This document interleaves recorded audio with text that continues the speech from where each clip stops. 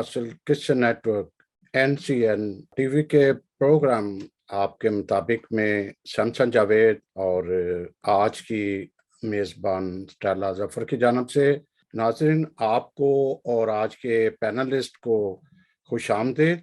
याद रहे कि ये बच्चों की तरबियत, तालीम और तरबियत के सिलसिले का ये छठा प्रोग्राम है। इससे पहले हम तमाम तबका है जो नौजवान थे, फिर बड़ी एज के थे, ख़वातीन थीं, ये हमारे साथ थी। नाज़रीन आपका बहुत शुक्रिया, आपने प्रोग्राम को पसंद किया, फीडबैक देते रहे और ये आप ही की बदौलत हम प्रोग्राम आगे जारी रख सके हैं। इसके बाद हम ओपिनियन लेंगे जो हमारी मजहबी लीडरशिप है।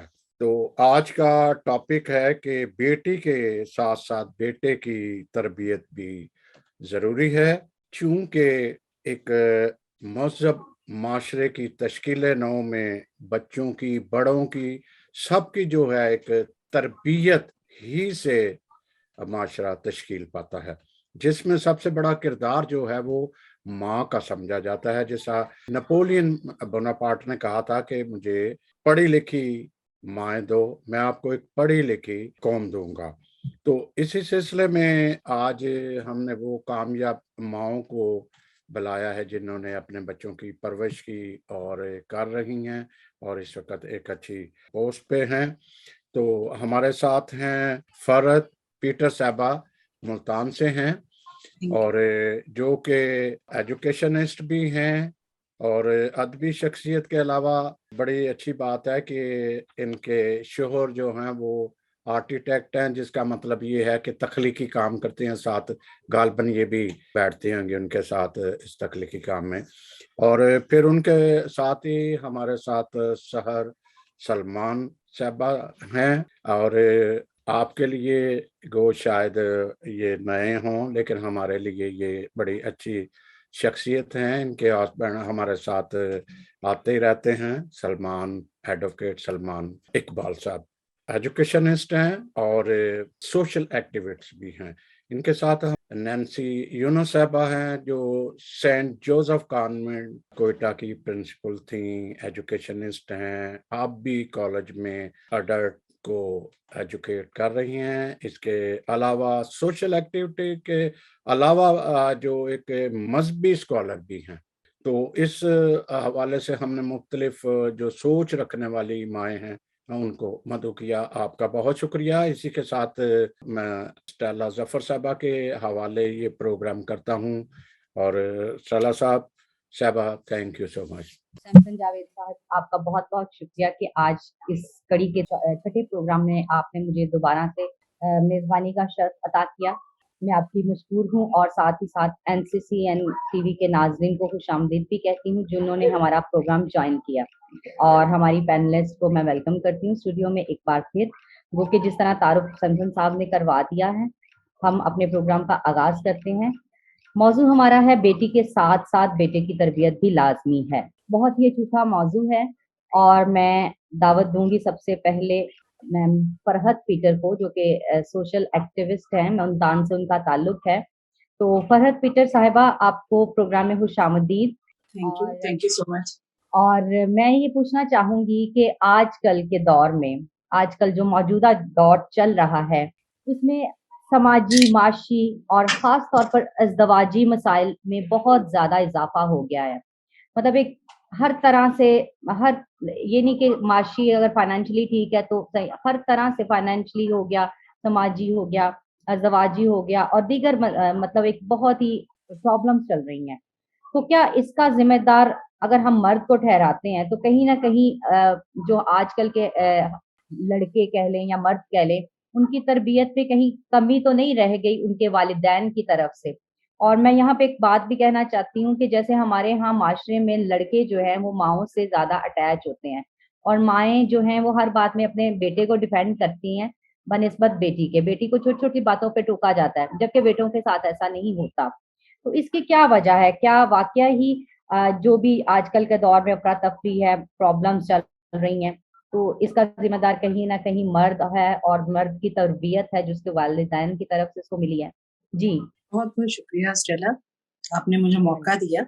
मैं सबसे पहले सैमसन भाई की नहाय शुक्रगुजार हूँ कि मुझे उन्होंने इस टॉपिक पे, इस नाजुक टॉपिक पे बोलने का मौका दिया। और ये बहुत खूबसूरत टॉपिक है जिसको आज तक किसी ने छेड़ा ही नहीं, जबकि इसकी अशद जरूरत हर जमाने में रही है। लड़कियों के साथ साथ हमें चाहिए था कि हम लड़कों की तरबियत पे भी तवज्जो देते। शायद किसी ने तो इतना ज्यादा उसे समझा नहीं, इतना जरूरी समझा नहीं।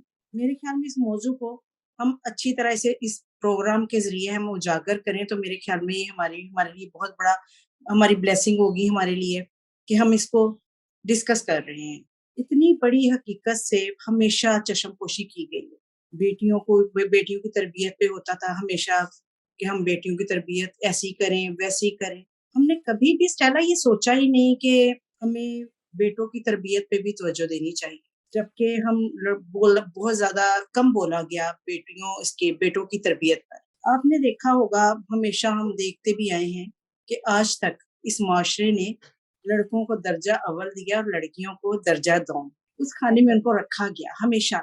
लड़के ये हैं, लड़कों के लिए ये होना चाहिए, लड़कों के लिए वो होना चाहिए। जबकि बेटियों को हमेशा हमारे घरों में भी आप देखो बहुत पीछे रखा जाता है। इवन कि आप छोटी सी मिसाल लो कि घर में अगर कुछ पकता है ना, तो बेटी के लिए अक्सर घरानों में, मेजोरिटी में ये होता है कि बेटियों के लिए तो नॉर्मल चीज रखी जाती है और बेटों के लिए बहुत अच्छा। ये मेरे ख्याल में हमारे ये माशरे का बहुत बड़ा अलमिया है। आप क्या समझते हो कि ये जो खानदान में कमी रह जाती है, ये बाद में आके जो अगली लाइफ है उसकी, जो एक अज़दवाजी होती है या उसने माशी तौर पे खानदान को चलाना था, उसमें कुछ गड़बड़ होती है तरबियत ना होने की वजह से? सैमसन भाई, जहां तक मैंने आज तक अपनी इतनी सी जिंदगी में देखा है ना, हमारे घरों में, हमारे खानदानों में मसीही तालीम की बहुत ज्यादा कमी है। अब हम बाइबल में देखें तो कई जगहों पे ऐसे ऐसे हवाले दिए गए हैं कि जहाँ सिर्फ मर्द को कहा गया है कि उसे किस तरह अपने घराने को और इस माशरे को लेकर चलना है। जबकि आप ये देखिए कि हमारे घरानों में ऐसा होता ही नहीं है माहौल कि बस बीवी में बेटा अगर खराब निकला है ना, तो सीधा सीधा वो आता है बीवी के ऊपर कि इसकी तरबियत है। मैं कहती हूँ नहीं, हमेशा मर्द जो है वो मर्द साथ दे तो फिर बेटे की तरबियत सही हो सकती है। और ये कमी मेरे ख्याल में बहुत ज्यादा है भैया हमारे इसमें खानदानों में। और हमें चाहिए कि हम अपने घरों का माहौल इतना अच्छा रखें कि हमारे बच्चे जब घर से बाहर निकले, उनका उठना बैठना चलना फिरना हमारे मसीही माहौल की अक्कासी करे। एक माँ ही है जो घर से उसे उसे पता चल रहा होता है माँ को कि मेरा बच्चा क्या कर रहा है, कहाँ से आ रहा है। अगर वो उसकी पर्दापोशी करेगी तो बच्चे हमेशा के लिए खराब ही होंगे, ना कि वो सुधरेंगे। बहुत शुक्रिया फरहत साहिबा, आपने बड़ा अच्छा एक्सप्लेन किया। हम इसी सवाल को लेकर आगे चलते हैं। मैं नैन्सी साहिबा से दरख्वास्त करूंगी कि वो इस मामले में क्या कहती हैं। नैन्सी साहिबा, मैं बताती चली जाऊं, जैसे सैमसन साहब ने भी बताया था कि हमारी साबिक प्रिंसिपल रह चुकी हैं सेंट जोसेफ स्कूल की, और अभी भी वो एडल्ट के लिए काम कर रही हैं। सैमसन भाई और स्टेला, आप दोनों का बहुत शुक्रिया इस प्रोग्राम के लिए, मुझे दावत देने के लिए। टॉपिक एज यूजुअल बहुत इंटरेस्टिंग, बहुत दिलचस्प, हमारे कल्चर, हमारी तहजीब के बहुत करीब। मैं सबसे पहले ये कहना चाहूंगी कि तरबियत का मतलब है कि हम अपने बच्चों को कुछ फन या स्किल सिखा रहे हैं। अब तरबियत के लिए तालीम का होना बहुत ज़रूरी है, क्योंकि तालीम हमारी ज़हनी नशोनुमा करती है, तालीम कॉन्फिडेंस बढ़ाती है, तालीम हमारी पहचान है। और हमारे माशरे में, लाइक पाकिस्तान में, हमारे बच्चों को तालीम से आरास्ता होना और भी बहुत ज़्यादा ज़रूरी है, क्योंकि तालीम ही एक ज़रिया है जिसके ज़रिए हम अपनी पहचान सही होते हुए बना सकते हैं और इवेंचुअली अच्छे जॉब्स पे हमारी बच्चियां और बच्चे दोनों जा सकते हैं। अब जो तरबियत की हम बात कर रहे हैं, तो वो तो हर घर की स्टोरी है, क्योंकि हमारा जो कल्चर है वो पेट्रियार्किक कल्चर, लाइक मेल डोमिनेटेड है ना। तो ये तो मसला तो सबको पता है कि है, चल रहा है। Now we have to think, हमने ये सोचना है कि हम इसके बारे में क्या कर सकते हैं, या हमें क्या इंफॉर्मेशन या मालूमात बाइबल के हवाले से भी मिलती हैं। ये जो ज्यादा हम बात कर रहे हैं कि लड़का और लड़की जो है उनकी तरबियत में फर्क रखा जाता है, हमें थोड़ा सा पॉजिटिव होकर ये सोचना पड़ेगा क्योंकि 70% जो लेडीज हैं वो जो शहरों में रहती हैं, लाइक टाउन्स में जैसे बड़े बड़े, तो उनके जॉब्स भी अच्छे हैं। 70% जो हमारी खवातीन है पाकिस्तान में वो बाहर काम कर रही हैं, जो कि बहुत खुश आइंद बात है हमारे लिए। लेकिन ये जो तरबियत का अनबैलेंस होना या ना होने के मुतरादिफ वो है ज्यादा जो हमारे दही इलाके हैं, गांव में ज्यादा, जहाँ पे अभी तक अवेयरनेस इतनी ज्यादा नहीं है कि तालीम की अहमियत क्या है। लड़का और लड़की दोनों को तालीम देना बहुत जरूरी है। बाइबल मुकद्दस में अमसाल की किताब में उसका 16 बाब और उस 16वीं आयत में लिखा है, हिकमत का हासिल करना सोने से बेहतर है और फहमीद का हासिल करना चांदी से अफजल है। फहमीद का मतलब अंडरस्टैंडिंग, विजडम। विजडम हम कैसे हासिल करते हैं? विजडम हम हासिल करते हैं तालीम हासिल करने से, और जो हमारे तजुर्बात होते हैं स्कूलों में, यूनिवर्सिटीज, कॉलेजेस और हमारे घरों में भी। तो इसके लिए मैं हमेशा ये बहुत स्ट्रांगली बिलीव करती हूँ कि हर खानदान में, हमारे मसीही खानदान में इस बात को बढ़ावा देने की ज़रूरत है कि हम कलाम मुक़द्दस को पढ़ें और अपने बच्चों को ये तलकीन करें और उनको ये उनके सामने ये मिसाल पेश करें या उनको मोटिवेट करें कि वो बाइबल मुक़द्दस पढ़ें। और क्योंकि अगर हम उनको सिखा रहे हैं तो बाइबल मुक़द्दस, तो जैसे हम कहते हैं लूका की इंजील में लिखा है कि यीशु ने जो सबसे बड़ा लिटरेट, जो सबसे तालीम याफ्ता जो है वो यीशु है, क्योंकि और उसके मुताबिक हर इंसान को, अगर हम खुदा का कलाम पढ़ना चाहते हैं तो तालीम फिर भी बहुत ज़रूरी है, क्योंकि जब तक हमें बेसिक या बुनियादी तालीम नहीं है हम कलाम मुक़द्दस भी नहीं पढ़ सकते। इसलिए घरों में ये बहुत ज़रूरी है कि हम ऐसे मौके और माहौल फराहम करें अपने बच्चों को कि ताकि वो कलाम मुक़द्दस ज़रूर पढ़ें और उससे फैज़याब हों। इसके अलावा जो वोकेशनल ट्रेनिंग्स हैं उसका होना भी बहुत ज़रूरी है, क्योंकि पेशा वाराना तालीम और तरबियत के ज़रिए ही हमारी कौम या हमारी बच्चियाँ और बच्चे आगे बढ़ सकते हैं। तो इसके लिए मिसाल हो सकती है लाइक कंप्यूटर कोर्सेज, या आजकल जैसे ऑनलाइन क्लासेस जो बच्चे लाइक, जैसे ये मुश्किल तो बहुत होगा लेकिन एक सोच है जो हम इम्प्लीमेंट कर सकते हैं, और मे बी कोई होगा जो इसको पूरा करेगा। जैसे वो इलाके जहाँ पे बच्चियां जो हमारी हैं वो इसलिए स्कूलों में नहीं जा सकती बिकॉज ऑफ के डिस्टेंस बहुत ज़्यादा है, या वो एजुकेशन के लिए पे नहीं कर सकते। तो जो लोग अफोर्ड कर सकते हैं मे बी उनको ऐसा माहौल या ऐसी सहूलियात मैसर करें ताकि वो भी इससे फैजियाब हो सकें। और इसके अलावा तालीम बालगा, हम कहते हैं ना कि जो बच्चे, जो पेरेंट्स घर में पढ़े लिखे नहीं हैं वो फिर कैसे अपने बच्चों को इनकरेज कर सकते हैं कि बाइबल मुकद्दस को पढ़ा जाए या उनको सीखा जाए। तो मेरा ख्याल है, मैं अपनी मिसाल देती हूँ, मैं एक गांव से, मरियाबाद से हूँ। तो मेरी अम्मा जो थी वो, मेरा ख्याल है बहुत ज़्यादा क्लासेस के लिए स्कूल में नहीं गई थी, लेकिन मुझे याद है कि वो सिस्टर्स ने वहाँ पे तालीम बालगा शुरू किया हुआ था, तो मेरी अम्मा वो अटेंड करती थी क्लासेस, जिसकी वजह से भी बाइबल पढ़ती थी, हमें भी फिर वहाँ से शौक पैदा हुआ कि हम बाइबल पढ़ें। तो ये मुमकिन है कि इवन जो हमारी ख़वातीन या हमारी बहनें या जो गाँव के बच्चे हैं, वहाँ तक रसाई नहीं है, तो मुमकिन हो सकता है कि ऐसे प्रोग्राम शुरू किए जाएँ, ताकि तालीम और ख़ुसूसी तौर पर मसीही तालीम को आम किया जाए। Thank you. सिस्टर आप की मैं जो बात है उसको आगे बढ़ाऊंगा थोड़ा सा। तो मैं ये कहना चाहूंगा, अगर गांव में जहाँ माएँ इतनी पढ़ी लिखी नहीं है, तो अगर वो भी सुन रही हैं, अगर सिर्फ शेड्यूल एक तय करें कि बेटे ने बाहर कब खेलने जाना है, फिर उसको दुआ का टाइम मुकर्रर है तो साथ बैठे हम दुआ करेंगे। फिर अगर कंप्यूटर गेम है या कोई गेम है, अगर वो थोड़ा सा शेड्यूल कर लेंगे जी। एक टाइम टेबल बना लेंगे। हाँ जी, टाइम बिल्कुल, टेबल, बिल्कुल। तो मेरा ख्याल है बड़ी कामयाब बच्चों की तरबियत में उनका एक किरदार होगा। जी। आई थिंक इसकी मिसाल तो मैं अपने घर से भी दे सकती हूँ। जब मैं छोटी थी, मेरे दादी और दादा, मेरी अम्मा की जॉइंट फैमिली में, तो रात के खाने के बाद नमाज पढ़ना या बाइबल पढ़ना बहुत ज़रूरी, जो कि अभी भी जारी है। गांव में मेरे भाई हैं, बहनें हैं, और जो भी मेरे nieces और नेफ्यू वो दे स्टिल डू इट, और जिसके लिए हम खुदा के बहुत शुक्रगुजार हैं। मैं बताना इसलिए चाह रही हूँ कि ये मुमकिन है, तो अगर टाइम टेबल बन जाता है तो दैट विल बी हेल्पफुल। बहुत शुक्रिया। नैन्सी साहिबा ने बहुत अच्छे मशवरे दिए और मेरे ख्याल में कि हमारे प्रोग्राम का मकसद ही यही है कि हम मिल बैठ के कोई इसका सलूशन निकालें। और इसी सिलसिले में आगे बढ़ते हैं। हमारे साथ मिसेस सहर सलमान मौजूद हैं। हम उनकी राय लेते हैं। जी मिस सहर सलमान, मिसेस।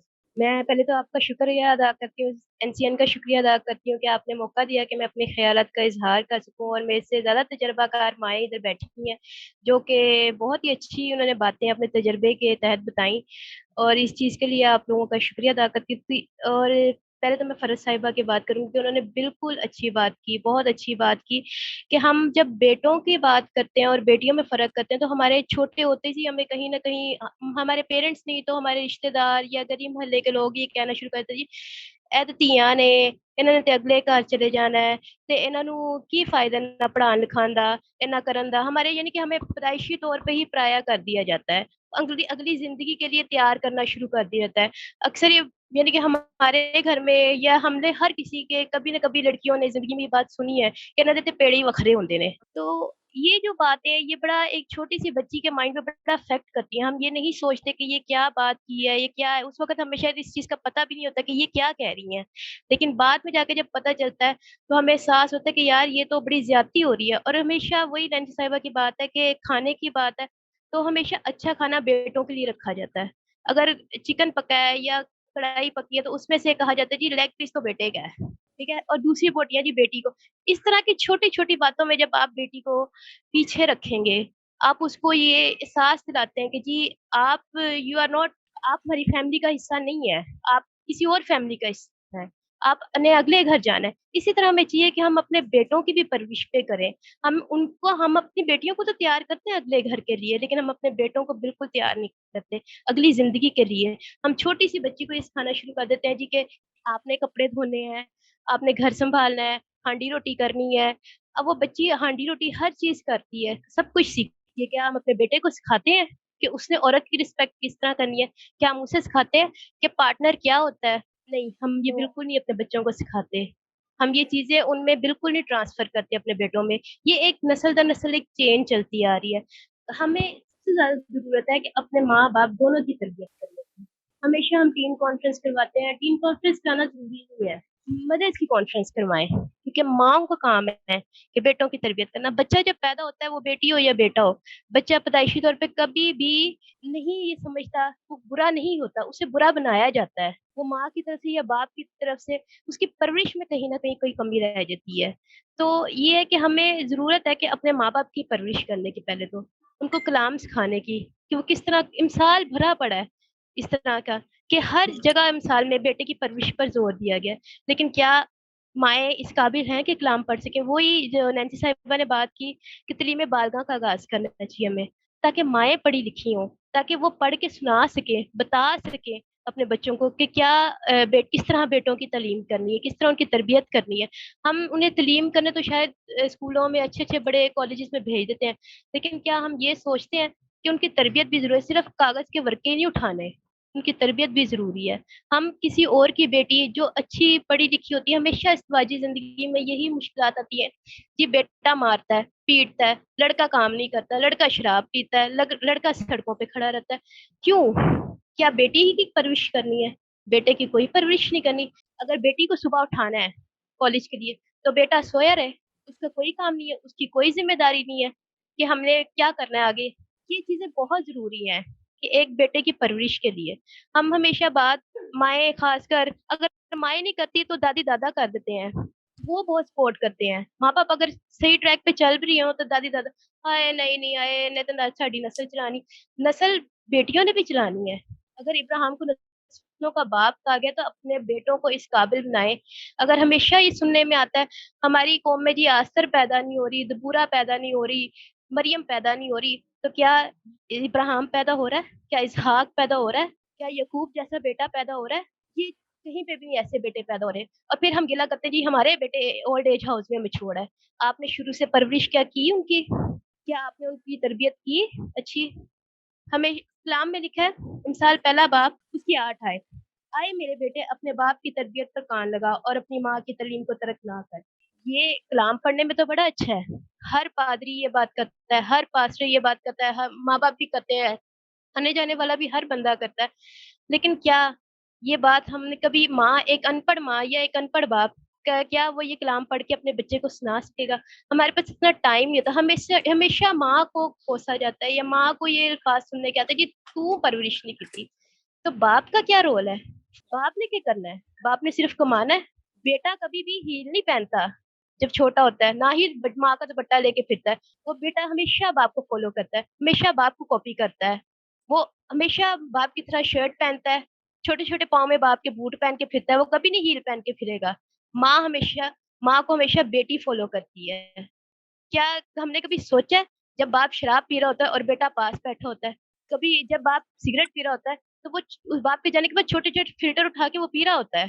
तो इस चीज को हमें देखना चाहिए कि हमें सिर्फ माँ ही को नहीं फॉलो करना है कि माँ ने ही सब कुछ करना है। बाप के भी कुछ फ्राइज हैं, बाप को भी अपने फर्ज पूरे करने हैं। अगर पार्टनर है, अगर लाइफ पार्टनर आप देख रहे हैं, तो पार्टनर कहाँ किसको जाता है? जो बराबर के हिस्सेदार हो। जो औलाद सिर्फ माँ ने ही नहीं पैदा की, बाप का भी उसमें हिस्सा है। अब अगर माँ कपड़े धो रही है और अगर हस्बैंड उसके साथ कुछ काम करवा देगा, बर्तन धुलवा देगा, तो क्या उसकी इज्जत चली जाएगी? नहीं। वो औरत बन जाएगा? नहीं। अगर औरत कमा रही है तो वो मर्द नहीं बन सकती, तो मर्द भी कभी औरत नहीं बन सकता।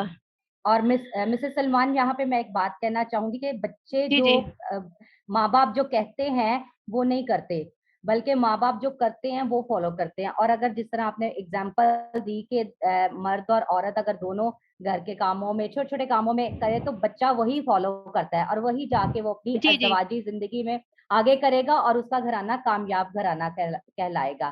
तो मेरे ख्याल से बिल्कुल हमें सही। बड़ी जरूरत है माँ बाप को एक्चुअली तरबियत अच्छी करने की। और अच्छा, मेरा नेक्स्ट क्वेश्चन ये है कि लीडरशिप का, चर्च का इसमें क्या, जैसे बाइबल के हवाले आपने दिए, आप सबने बड़ी अच्छी बातें की कि तालीम बालगा होना चाहिए, मदर्स को जरूरत है कलाम पढ़ने की ताकि वो कलाम के मुताबिक अपने बच्चों को ढाल सके, टाइम टेबल होना चाहिए। और इस सिलसिले में लीडरशिप को क्या करना चाहिए? सेमिनार्स होने चाहिए, फैमिली सेमिनार्स होने चाहिए, माओ की ट्रेनिंग के लिए कुछ होना चाहिए? ये पहले तो आपने बड़ी अच्छी बात की कि हमारे पास्टर्स का हम्म। भी बड़ा रोल है हमारी जिंदगी में। और ये बात है कि देखें, जब बाप कलाम उठा के जाएगा, जब बाप चर्च के लिए सुबह तैयार होगा, माँ सुबह तैयार होगी, जब बच्चे देखेंगे अपने पेरेंट्स को, सिर्फ कहना ही नहीं है कि उठ जो चर्च चले जाओ, नहीं, आपको करके दिखाना है। करके दिखाना, वो चीजें आपको बिल्कुल। अपने एक्शन से करके दिखानी है। अब माँ बाप मोबाइल पे लगे हैं, वो देर से उठे और बच्चों को कह रहे हैं जी जाए बाइबल पढ़ोते चर्च जाओ, नहीं। आपको कुछ मेहनत, अपनी एफर्ट करनी पड़ेगी इसके लिए। आपको एफर्ट डालनी पड़ेगी। आप एफर्ट करेंगे तो आपके लिए, आप कल के लिए एक जनरेशन तैयार करेंगे। जो आप उनको पता होना चाहिए। पास्टर्स का बहुत रोल है। पास्टर आपको उधर पर्पट पे खड़ा होकर कलाम सुना सकता है, अच्छी बातें बता सकता है, लेकिन उसको उस पर अमल करना आपके पेरेंट्स का काम है, आपके बाप का काम है। एक हफ्ते में एक दफा चर्च चले जाना, उससे काम नहीं बनेगा। जी सहर साहबा, आपको इसके लिए जरूरी मैं है। जी जी आपकी बात को बढ़ाता हूँ और फिर आप जब दूसरा राउंड आए तो मजीद आप जरूर बात कीजिएगा। एक तो जो बेटे हैं फॉलो बाप को जरूर करते हैं, लेकिन उनका प्यार जो होता है हमेशा माँ के शेल्टर कह ले या माँ से ज्यादा प्यार करता है, बेटा ज्यादा प्यार करता है। और इसीलिए माँ जो है उसका बड़ा केयर भी करती है। जो हम बात कर रहे हैं जिस तरह भी, तो माँ का एक बेटे की जिंदगी में बड़ा अहम रोल होता है। हमेशा डिफेंड करती है तो माँ करती है उसको, या सास के किरदार होता है तो तब भी वो माँ ही ज्यादा रोल अदा करती है। मैं थोड़ा सा ये बात करना चाहूंगा कि नाज़रीन आपके लिए भी, कि आप बच्चों को कंप्यूटर गेम दे देते हो, आप उनको मोबाइल दे देते हो, अगर इसी जगह आप कभी उनको स्टोरी बुक, जो छोटी स्टोरी बुक होती हैं, उनको स्टोरी बुक की, अच्छी अच्छी स्टोरी बुक की तरफ लेके आए कि वो स्टोरीज पढ़ें। किस क्योंकि वो तरह की है बाइबल, बच्चों की अहलाकी होती बाइबल है है। ना। जी बिल्कुल। जी, अहलाकी होती है ना वो, ये स्टाइल आगे बुक्स जो है। बढ़ाइएगा। तो इसी सिलसिले में जो सैमसन साहब आपने कहा है, बड़ा अच्छा सवाल है कि माएँ जो हैं वो बिगाड़ में ज़्यादा मेरे ख्याल में किरदार अदा करती है। हालाँकि हम डिफेंड भी करते हैं माँओं को, लेकिन हमेशा माएँ ही हैं या दादी-नानी हैं जो बेटे की ज़्यादा करती हैं। तो मैं दोबारा फरहत साहिबा के पास आऊँगी कि जिस तरह और आप लोगों ने कहा कि तालीम बारगाह होनी चाहिए बच्चों को, जैसे सैमसन साहब ने कहा स्टोरीज़ देनी चाहिए। हमें इस सिलसिले में और किस बात की अशद ज़रूरत है कि जिससे ये बिगाड़ में मतलब कमी आए या ख़त्म हो जाए? जी स्टेला, जी फरहत हम जिस दौर में से गुजर साहिबा। रहे हैं ना, इसमें जी, बेटों को कम और बेटियों की काउंसलिंग की ज़्यादा ज़रूरत है।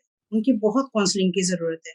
और आप ये देखिए कि जब बिल्कुल। हम बुक्स तो उनको दे देंगे, स्टोरी बुक्स दे देंगे और इसके अलावा क्या है और कोई दे देंगे उन्हें कि ये इससे आप सीखो, ये करो, वो करो। मगर ये देखिए कि इन सब चीज़ों को देने के बावजूद अगर हम उनके सामने मोबाइल ही लेके बैठे रहेंगे, तो बच्चे तो हमें वो स्टोरी बुक नहीं हुँ, पढ़ेंगे, वो हमें ही फ़ॉलो करेंगे। बचपन में ही बच्चों की इतनी काउंसलिंग होनी चाहिए, ख़ास तौर पे लड़कों की। हमारे बचपन में ही देखा जाए हमारे मुआशरे में, तो उनको इतना एहसास बर्तरी दे दिया जाता है कि वो औरत को, अपनी बहनों को, माँओं को, औरत में जितने भी रिश्ते हैं उनको कमतर समझता है। इवन के वो हर बात में बहनों को, माँ को हुक्म देगा कि आप ये करो, वो करो, मेरे लिए पानी का गिलास लेकर आओ। खुद वो ऑर्डर करेगा बैठ के, कभी खुद नहीं उठेगा। तो आप ये सोचो कि जो लड़का बचपन ही से ऑर्डर करना सीख रहा है, अपनी माँ-बहन को ऑर्डर दे रहा है, खुद वो काम नहीं कर रहा, तो बाहर जाके वो क्या मेहनत करेगा? उसमें तो वो शऊर ही नहीं है, उसमें वो अक्ल ही नहीं पैदा हो रही कि मैंने मेहनत करना है, अपने काम मैंने खुद करने हैं। इसमें ये है कि हम बच्चों को बुक्स ज़रूर दें, मगर फिर उनके साथ हम ना टाइम भी उनके साथ दें कि उन बुक्स को अच्छी तरह पढ़ें, उनके साथ उसी तरह हम बच्चे बन जाएँ, तो शायद वो बच्चे फ़ॉलो करें। लेकिन हमारे इर्द-गिर्द मिसालें हैं, आप बच्चे को मोबाइल दे के खुद भी मोबाइल पे लगे रहते हो। इसीलिए बच्चे ज़्यादा मीडिया में और जो कुछ वो देखते हैं अपनी ज़िंदगी में वही कुछ वो उसको फ़ॉलो कर रहे होते हैं। और मेरे ख़्याल में कि हम बच्चों को बचपन ही से सिखाना हमें चाहिए कि आपको नाश्ता नहीं मिलेगा जब तक आप दुआ नहीं करोगे। हमारे घरों में ऐसा ही होता था, हमारी मदर हमें नहीं नाश्ता देती थी। सुबह उठो, उठ के दुआ करो, बाइबल पढ़ो, फिर आपको नाश्ता मिलेगा। आजकल आप जितने बच्चे देख लें, माएँ भी उस तरह एक्टिव नहीं हैं और माँओं को बहुत ज़्यादा स्टेला, मेरे ख़्याल में बहुत ही ज़्यादा माँओं को ज़रूरत है कि वो एक्टिव हों और अपने बच्चों को मसीही तालीम सिखाएँ। उनका एक टाइम टेबल बनाएँ कि फलाँ वक़्त में तुम लोगों ने पढ़ाई करनी है, फलाँ वक़्त में तुमने टीवी देखना है, फलाँ वक़्त में तुम लोगों ने गेम करनी है, सारा कुछ करना है।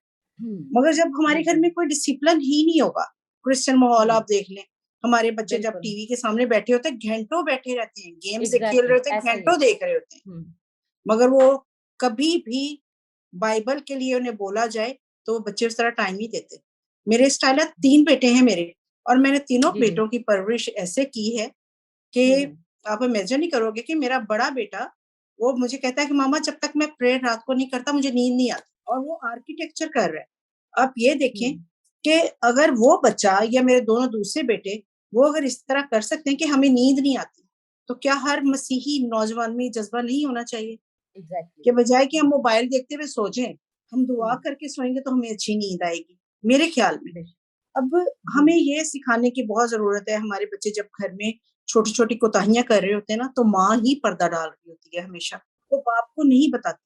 बड़ी अच्छी बात की सहर ने कि पार्टनर का मतलब क्या है, दोनों हिस्सेदार। तो माँ क्यों ऐसा वो कोताही कर जाती है कि जब बेटा गलती कर रहा है, गलत राह पे चल रहा है, तो उसके बाप को क्यों नहीं बताती? और जब वो नहीं बताती इन बातों को, शेयर नहीं करती अपने हस्बैंड के साथ, तो आगे चल के वो प्रॉब्लम्स ही प्रॉब्लम्स होती हैं। बजाय फिर हम उसे हुँ, सुधारें, गुज़रा वक़्त निकल जाता है और वो हमारे हाथ नहीं आता। फिर माएँ रोती हैं, बिल्कुल। शायद मैं ये कर लेती, शायद वो कर लेती। तो मेरे ख़्याल में जब बच्चा 4-5 साल का होता है तो कंप्लीट हो चुका होता है, उसका सारी परवरिश उसकी कंप्लीट हो चुकी होती है। तो क्या हम सारी मसीही माएँ अपने घरों का ऐसा माहौल बनाएँ कि बच्चे गेम्स करें वो, आजकल की है। वो देखते दूसरे बच्चों को देखते हैं, फ़ॉलो करते हैं कि हमारे पास भी मोबाइल हो, हम भी गेम्स करें। खेलें बच्चे भी, मगर उनके लिए एक टाइम जो है, एक ख़ानदानी इबादत का होना चाहिए। जब वो इकट्ठे बैठेंगे, उन बच्चों के अंदर ख़ास तौर पे लड़कों के अंदर, बेटियाँ तो ऑलरेडी कॉम्प्रोमाइज़ करना सीख ही जाती हैं। ख़ास तौर पे लड़कों के अंदर ये एहसास पैदा होगा कि हमने फैमिली के साथ बैठना है, इकट्ठे बैठना है खुदा के हुजूर, और हमने किस तरह अपनी जिंदगी गुजारनी है, उसमें आप डिस्कशन करें एक दूसरे के साथ, पेरेंट्स करें कि क्या आप जिंदगी में कैसे चल रहे हो, क्या कर रहे हो, बाहर आपकी सोसाइटी क्या है। और खास तौर पे मैं इस बात पे कहूंगी कि जब बच्चा बाहर जाता है तो आप उसकी सोसाइटी चेक जरूर करें, उसके दोस्ती चेक जरूर करें, वो कहाँ जा रहा है। आजकल तो आपको पता है, जैसे ही फर्स्ट ईयर में बच्चा गया यूनिवर्सिटी स्टार्ट, तो उसी पीरियड में आप फॉलो करें अपने बच्चों को, कहाँ जा रहे हैं, क्या कर रहे हैं, किस किस सोसाइटी में बैठ रहे हैं। और इसके अलावा मैं आपसे ये कहूंगी कि आप ये देखें कि लड़कों की तालीम के बारे में नैन्सी साहबा बात कर रही थी। मैं कहती हूँ कि ठीक है, इन्हें बहुत ज्यादा तालीम बालगा है, सब कुछ है, मैं उनसे इस बात पे एग्री करती हूँ। बच्चों का बचपन से ही ज़हन ऐसा बनाए कि अब आगे आगे जो माशरा चल रहा है, आगे जो दौर चल रहा है, आपको पता है पाकिस्तान में हमारी अहमियत जो है, उसमें ये देखें कि अपने बच्चे को बचपन से ही सिखाएं कि तूने ये बनना है। सख्ती भले मत आप करो, मगर उसे ये समझाओ कि आपने ये कुछ करना है और आपने इस टारगेट को अचीव करना है। मैं कहती हूँ कि अगर आप बच्चों के साथ दोस्ती के मियार पे आके ये बात करोगे, उनको प्यार से समझाओगे, डांट डपट बहुत ज्यादा भी वो खराब करती है, तो अगर आप उसके लेवल पे आके बच्चे के बात करोगे, उसका दोस्त बन के बात करोगे, तो मैं कहती हूँ कि नो डाउट के बच्चा तरक्की ना करे। और इसके अलावा आप ये देखें कि आपके घर में बाहर आना जाना किन लोगों का है, बच्चे उनकी सोसाइटी को, रिश्तेदारों को आना जाना होता है, हमारी जॉइंट फैमिली होती है, तो आप ये देखो कि बच्चे क्या माहौल पिक कर रहे हैं, कैसे लोगों के साथ उनका उठना बैठना है। वो जो रिश्तेदार रह रहे हैं, हफ्ता हफ्ता भी रहते हैं, रिश्तेदार रहते हैं घरों में, तो आप ये देखें कि बच्चे उनकी कोई आदतें तो पिक नहीं कर रहे। उनमें देखिए कई लोग होते हैं, अक्सर घरों में देखिए कि आप वो सिगरेट भी पी रहे होते हैं, उनका उठना बैठना सारा कुछ बच्चे स्टेला उनको फॉलो करते हैं। हमें उसका बहुत ज्यादा ध्यान रखना है। Thank you.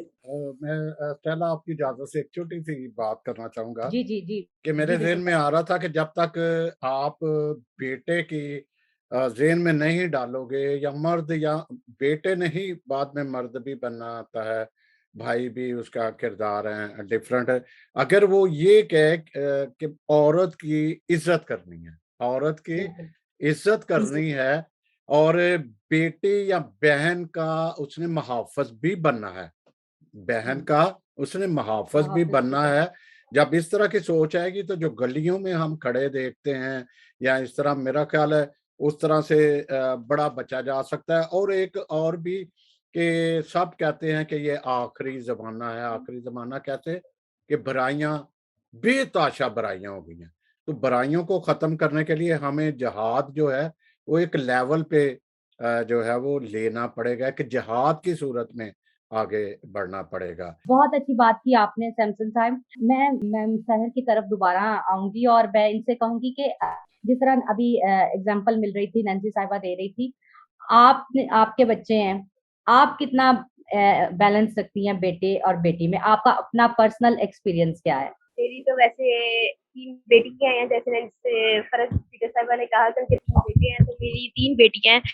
तो अच्छा मैं तीनों बेटियों को अपनी इक्वली करती हूँ ट्रीट, क्योंकि वो है ही बेटी हैं, तो बेटे का एक अभी तक अच्छा एक्सपीरियंस अच्छा नहीं है। अच्छा लेकिन मैं खुद, अच्छा क्योंकि 4 भाई थे मेरे और मैं एक ही बहन थी, हम्म, तो मुझे उसका बहुत अच्छा एक्सपीरियंस है कि बेटों और बेटियों में किस तरह फ़र्क शुरू से ही करना शुरू कर दिया था। तो मैं समझती थी कि मैं कोई अलहदा से ही चीज़ हूँ कि मुझे ही अगले घर के लिए तैयार किया जाता है, उनको क्यों नहीं किया जाता? तो यही चीज़ें जो मेरी मेरी ज़िंदगी में कुछ जो कमियाँ रह गई, तो वो मैं चाहती हूँ कि वो मेरी बेटियों की ज़िंदगी में ना रहे। मैं चाहती हूँ उनको मैं अच्छी एजुकेशन दूँ, और मैं जब उन्हें इस वक़्त पाकिस्तान के सबसे अच्छे स्कूल में, इस वक़्त मैं एलजीएस में उनको पढ़ा रही हूँ।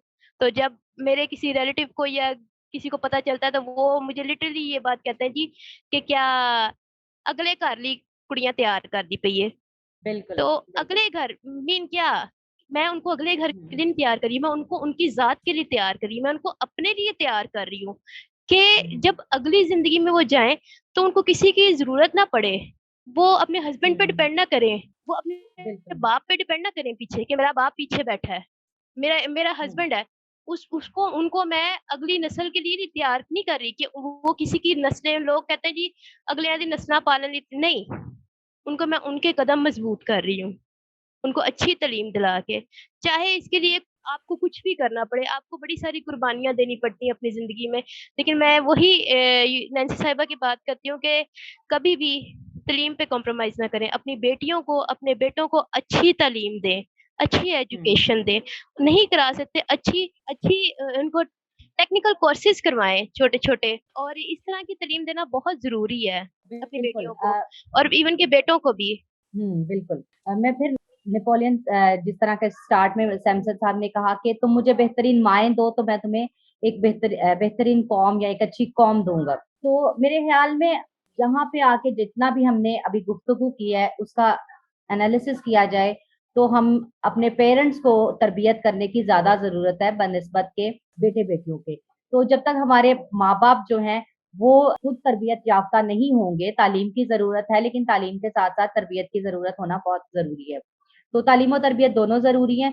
तो अभी संजय साहब आप कुछ इनसे कहना चाहें? मैं ये बोलूँगा कि यही सारी रख के मद्देनज़र रख के हाँ। हमने माँओं को फिर कपल को भी बुलाया कि वो अपनी ज़िंदगी को कैसे करें, किस तरह करें कि वो बच्चों की जो लाइफ़ है, क्योंकि ज़ाहिर है कि अगर माँ-बाप दोनों झगड़ रहे होंगे, लड़ाई हाँ। झगड़ा होगा तो वो उनके बच्चों पे क्या असर होगा? कई दफ़ा वो क्या बेलने से या इस तरह से लड़ाई हो जाती है, बच्चे सहम के कहीं छुप जाते हैं या इस तरह होता है, तो हमें जो एक कपल है, माँ-बाप है, इसको बड़े तरीके से एक क्या कह रहे हैं, अपना फ़रीज़ा अदा कर रहे हैं। जब निकाह की रस्म होती है, तो उसमें ये ख़ास कहा जाता है कि मैं अपने बच्चों की मज़हबी, दीनी तरबियत भी करूँगा, दोनों ही ऐड करते हैं। जहाँ एक एक दूसरे के कहते हैं ना, मैं मुश्किल में, मुसीबत में, अच्छे-बुरे वक़्त में मेरा माल, उसका माल, उसका माल, इसका माल, मतलब कि एक दूसरे का सब कुछ एक दूसरे को दे देते हैं। तो ज़ाहिर है कि वो वहाँ बच्चों की भी तरबियत है। तो आप एक फ़रीज़ा फ़रीज़ा करना ये हमारा स्टेला, आप तो सारे प्रोग्राम में ही हमारे साथ ही रही हैं। तो हमने बहुत ये बेसिक एक बुनियाद को हमने लिया हुआ है ताकि हमारी जो बड़ी सारी मुश्किलातें हैं दूर हो। जी। बिल्कुल। जी, नैन्सी। मैं सहर को बहुत मुबारक देना चाह रही हूँ कि उसकी 3 बेटियाँ हैं और वो तीनों को पढ़ा रही है। Very proud of you. Yes. क्योंकि अफ्रीकन जो सेइंग है ना, एक अफ्रीकन कहावत है कि जब आप एक फर्द को यानी मेल को एजुकेट करते हो तो सिर्फ एक एक शख्स को एजुकेट करते हो, लेकिन जब आप एक बेटी को, एक लड़की को आप एजुकेट करते हो तो आप एक कौम को एजुकेट पूरे कर रहे हो। माशरे को। तो आप तो 3 लड़कियों को एजुकेट कर रहे हो, 3 जनरेशन को, 3 कौमों को आप पढ़ा रहे हो। Salute to you. या सो तो thank you you aunty. Should be very proud mom. तो दूसरी बात ये है कि बीच में एक सवाल ये भी आया था कि जो हमारे मजहबी रहनुमा हैं उनका कहाँ तक फर्ज है या उनको कंट्रीब्यूट इसमें करना चाहिए।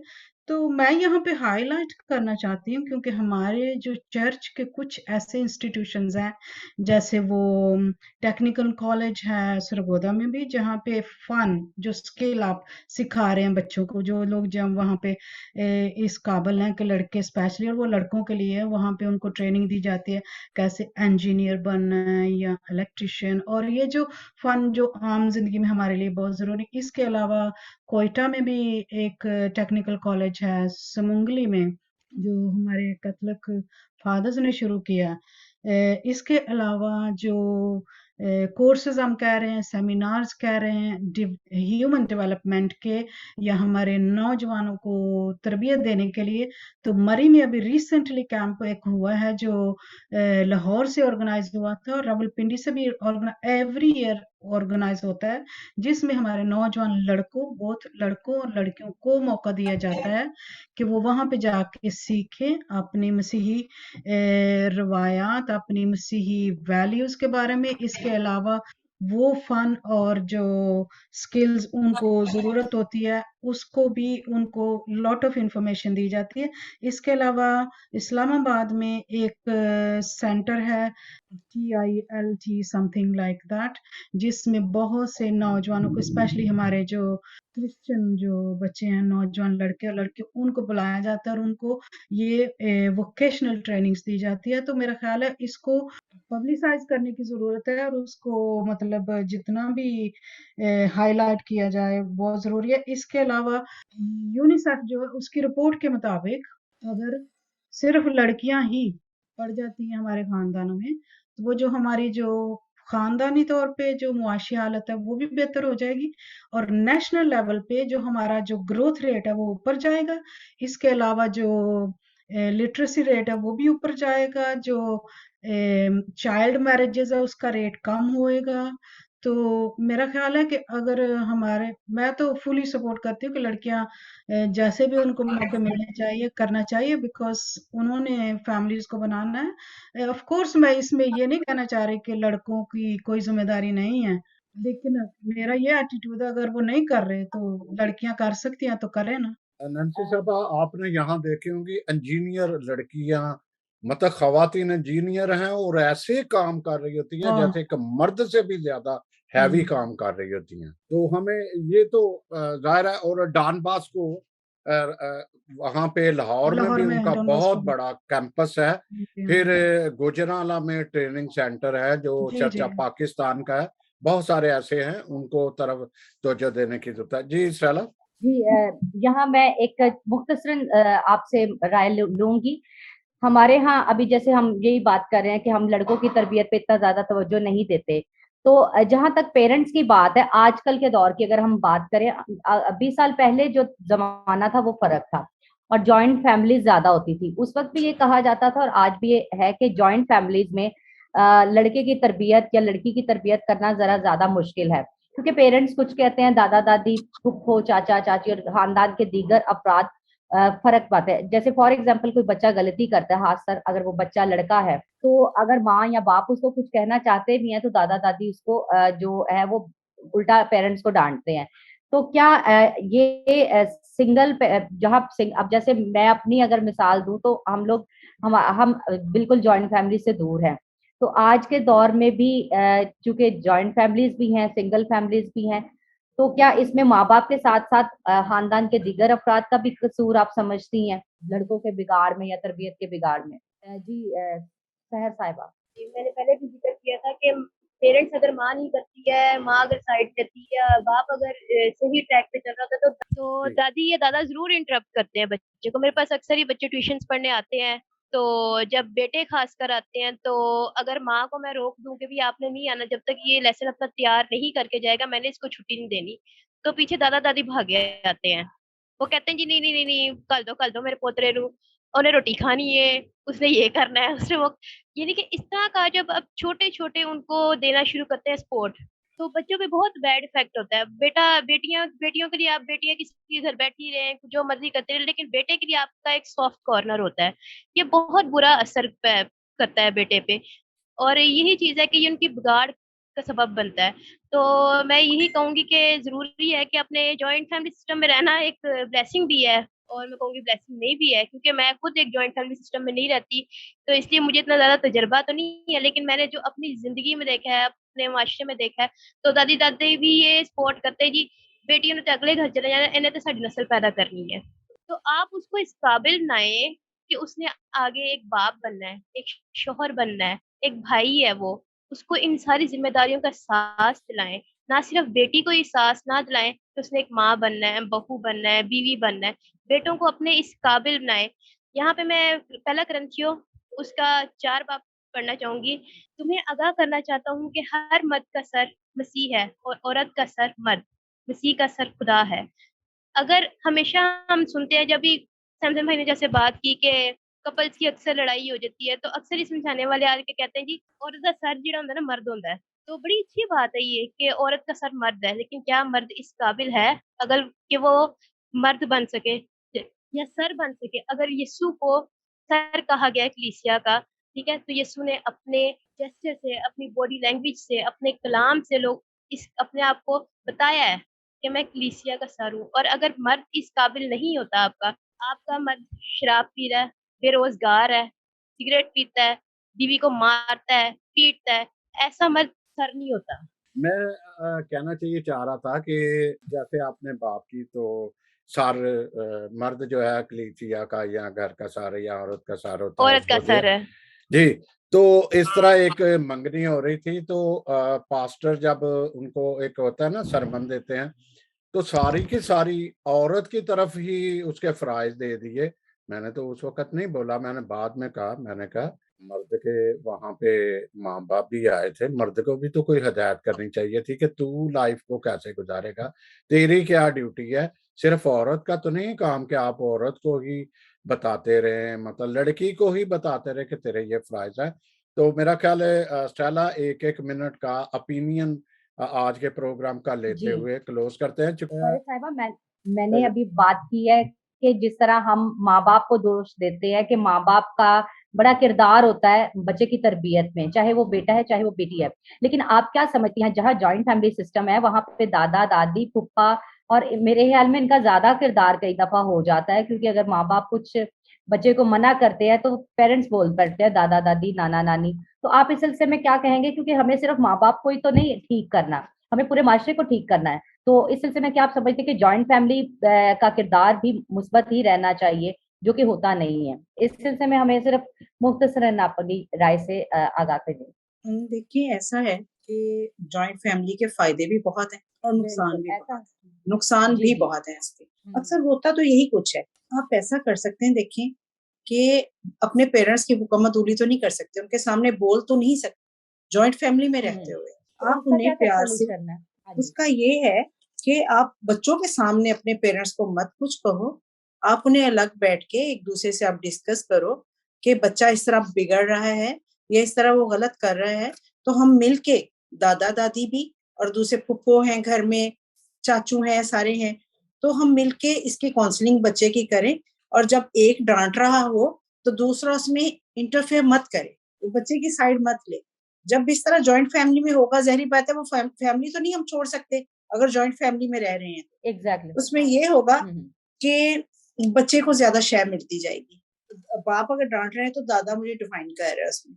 उसमें हुँ, ये है कि सारे पहले आपस में बड़े बैठे, बच्चे तो बच्चे ही हैं, तो बिल्कुल। उनके उनके सामने मत ये डिस्कस करें, मगर अलग से बैठ के अपनी फैमिली का इक्लाही अमल बनाएँ और आपस में डिसाइड करें कि जब एक बोल रहा है दूसरा मत बोले, ताकि बच्चे के दिल में भी थोड़ा डर रहे, खौफ रहे कि यहाँ तो हुँ, सारे ही अगर वो कर रहे हैं तो वो तो पार्टीबाज़ी घर में ही बन जाएगी। बहुत घर में एक शुक्रिया, बहुत पार्टी उसका ज़हन बचपना उसका होता है, वो तो ज़हन बना लेगा कि ये पार्टी हुँ, मेरी तरफ है, ये पार्टी मेरी तरफ नहीं है। बिल्कुल।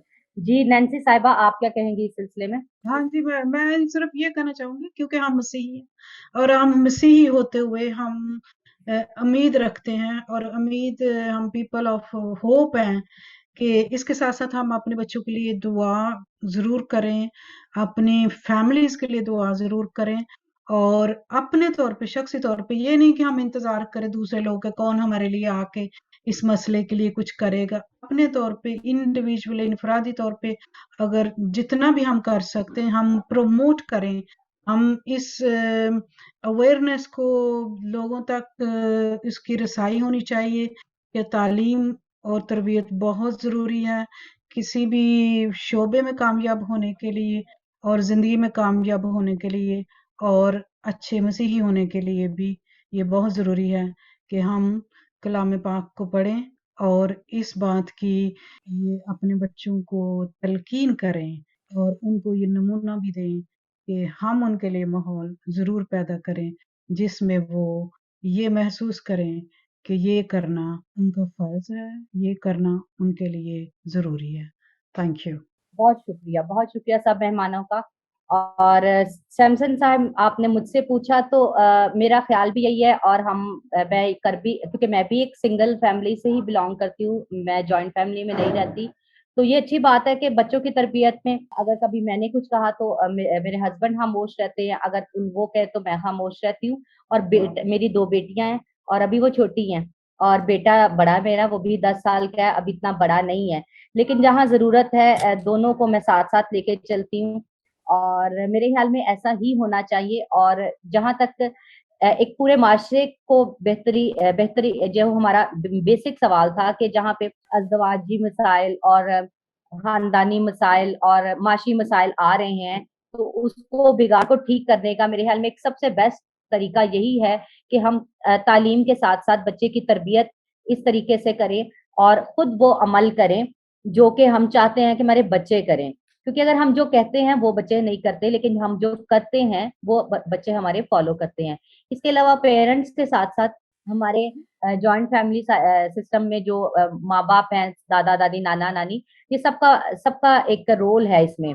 तो इसलिए इस चीज़ को हमें एडमिट करना पड़ेगा कि आज वो दौर नहीं है कि हम आपस के खानदानी झगड़ों की वजह से अपने औलाद को जो है या अपने बच्चों को उस सतह पे ले जहाँ पे आगे जाके ना तो उनका मुस्तकबिल सिक्योर है और ना हमारी बेटियों का जो आगे उनके पास आएँगी, उनका सिक्योर है। तो खानदान को एक अच्छा मर्द जो सपोर्ट करने वाला मर्द होता है, चाहे वो फाइनेंशियली तौर पर हो, इज़्ज़त देने वाला हो, माँ की शुरू से ऐसी तरबियत होनी चाहिए बाप की, और साथ बड़े बहन-भाइयों की भी ये ज़िम्मेदारी बनती है और स्कूल की टीचर्स की सबकी ये ज़िम्मेदारी बनती है अपनी-अपनी जगह पे कि बच्चे की तरबियत में एक अहम किरदार अदा करें। जी, थैंक यू सो मच। जी, स्टेला आपने बहुत खूबसूरत बड़ा एक एक समेटा है, ब्रीफ किया, बहुत खूबसूरत बात की। मैं छोटी-सी बात करके फिर सबका शुक्रिया अदा करता हूँ कि माँ-बाप जो है वो रोल मॉडल होते हैं, ना सिर्फ़ वो घर में बल्कि बाहर भी रोल मॉडल होते हैं और ये रोल मॉडल ही बच्चों पर असरअंदाज़ होते हैं, उनकी पर्सनैलिटी को डेवलप करते हैं। माशरा चूँकि मर्द का है और बुराइयाँ भी आप खुद देख लो, माशी ज़िम्मेदारियाँ जो हैं वो ज़्यादा मर्द पे होती हैं, माशी ज़िम्मेदारियाँ जो खुदा ने भी उसको सौंपी हुई हैं। तो वो अगर इस काबिल होगा, इस रोल मॉडल जोड़ा अपने बेटे की इस तरह तरबियत करेगा, तो ज़ाहिर है कि वो एक कामयाब पर्सन जो बनेगा, तो वो बेहतर तौर पे माशरा भी तश्कील देगा और बुराइयाँ भी कम होंगी। आप सबका बहुत-बहुत शुक्रिया। नैन्सी यूनुस साहबा, आपका बहुत शुक्रिया, आपने वक़्त दिया। नाज़रीन हमारी बोर्ड मेंबर भी हैं, इनके साथ थैंक यू। सहर सलमान साहबा, बहुत खूबसूरत बातें की आपने, बड़ी अच्छी एक आज बात हुई, आपका बहुत शुक्रिया। फरहत पीटर साहब आपका भी बहुत शुक्रिया। आज बहुत खूबसूरत बातें हुई नाज़रीन। हम फिर एक जो हमारा अक्सर हम ये कहते हैं, मज़हब पे कोई भी काम है, कोई भी आप देख लो, वो सबका जो बराह रास्त जो है वो मज़हब की तरफ होता है, मज़हबी लीडरशिप की तरफ होता है। तो मज़हबी लीडरशिप को हम इस शो में नेक्स्ट शो में लाएँगे ताकि वो जवाब दें हमें कि वो क्या कर रहे हैं। बहुत शुक्रिया आप सबका। नाज़रीन, एक जाते-जाते ये बात ज़रूर करूँगा कि इस चैनल को सब्सक्राइब कीजिएगा ताकि ये जब आएगा अब पब्लिश होगा ज़्यादा से ज़्यादा, तो लोग ज़्यादा से ज़्यादा देख सकेंगे। बहुत शुक्रिया। खुदा हाफ़िज़। खुदा आप थैंक यू। सबको हिम्मत और थैंक यू। ताकत अताए। जी।